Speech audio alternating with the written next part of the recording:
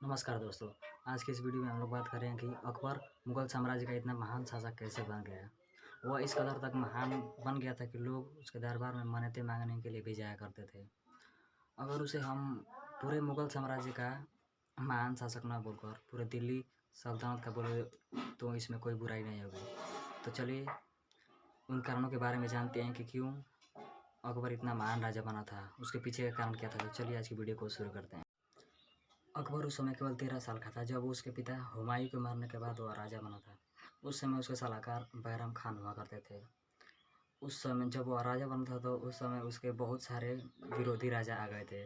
उनमें से एक बहुत बड़े उसके लिए थ्रेट थे हेमू, जो कि शेर शाह सूरी के पुत्र थे। अकबर ने बैरम खान के साथ मिलकर हेमू के खिलाफ युद्ध जारी कर दिया, जिसको पानीपत का दूसरा युद्ध भी कहा जाता है।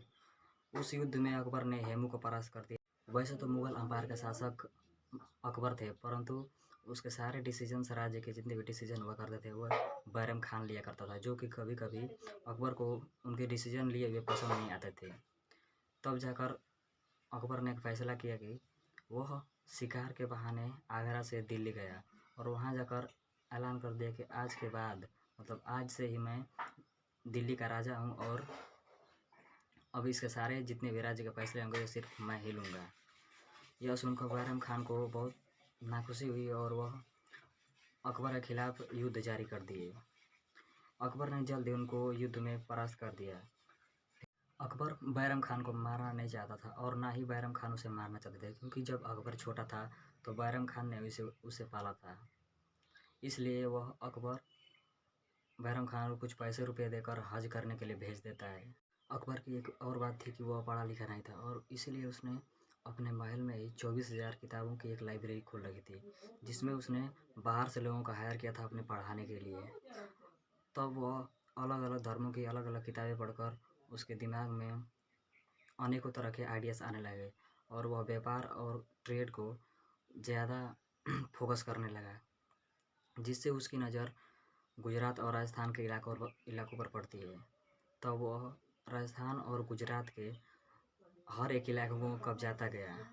अकबर हमारे देश के राजपूतों के खिलाफ एक अच्छी नीति अपनाता था। वह उसका मानना था कि अगर मुझे भारत में राज करना है तो मुझे राजपूतों के साथ मिलकर ही रहना होगा।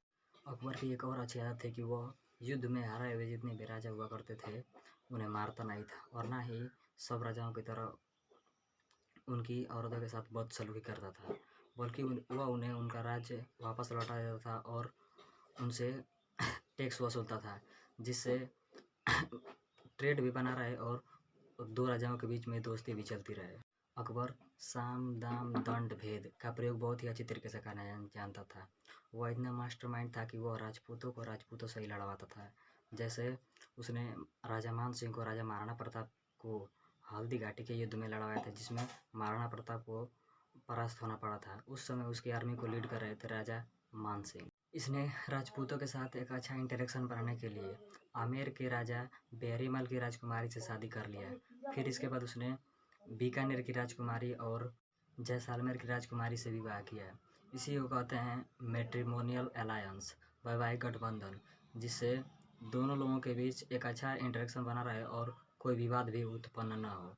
यह बाकी राजाओं की तरह अपनी बीवियों को या अपनी पत्नियों को उनका धर्म परिवर्तन नहीं करता था, बल्कि उन्हें अपने महल में ही उनके लिए अलग से मंदिर बना कर देता था, जिसमें वे अपने धर्म को आसानी से फॉलो कर सकती थी और उन पे किसी भी तरह का प्रेशराइज नहीं करता था। वैसे तो अकबर पढ़ा लिखा नहीं था, लेकिन वह सभी धर्मों को अच्छे से बैलेंस करना जानता था।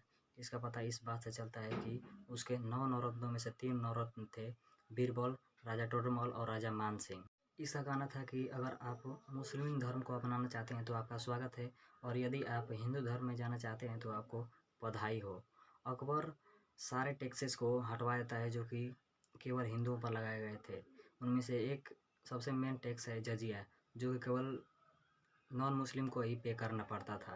अकबर ने एक इबादत खाना बनवा रखा था, जिसमें सभी धर्मों के लोग आते थे और अपने अपने धर्मों के अनुसार पूजा करते थे और अपने अपने धर्मों को डिस्कस करते थे। उनमें किसी भी तरह का कोई भी दबाव नहीं था कि आप ये धर्म को फॉलो करें या फिर ये धर्म को फॉलो करें। ये सती प्रथा को भी बैन करवा देता है, जिसमें पति के मर जाने के बाद उसकी पत्नी को उसके चिते पर जिंदा जला दिया जाता था।